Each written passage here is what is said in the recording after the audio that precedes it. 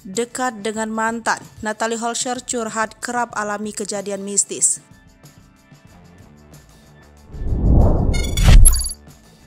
Natalie Holscher kini sedang kasmaran sebab ia kembali menjalin hubungan dengan mantan kekasihnya yang disebut bernama Faris. Bahkan Natalie Holscher tak lagi segan-segan mengunggah kemesraan dengan Faris. Keduanya juga sudah memiliki panggilan khusus. Faris dan Natalie Holscher dikabarkan sudah putus sejak 10 tahun silam.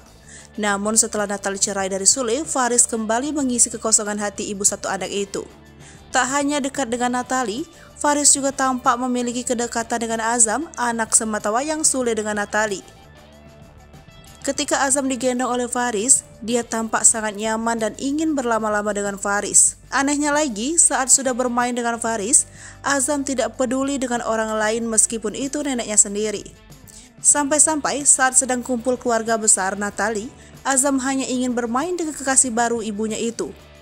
Namun, di tengah kebahagiaan ini, Natalie Holscher juga kerap mendapati kejadian mistis.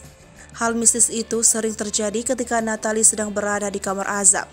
Sesuatu yang bikin bulu kuduk berdiri tersebut tiba-tiba hadir ketika tengah menidurkan Azam bersama si Mbak. Melalui unggahan Instagram story-nya, Natalie menceritakan hal-hal aneh yang ia rasakan, seperti kamera jadi buram atau gelap.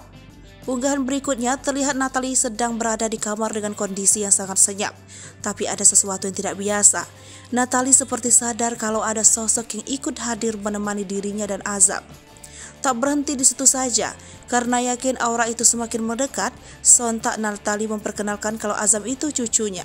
Natalie juga mengajarkan Azam untuk memanggilnya Oma. Usai lampu kamar dipadamkan hingga tersisa lampu tidur saja yang menyala.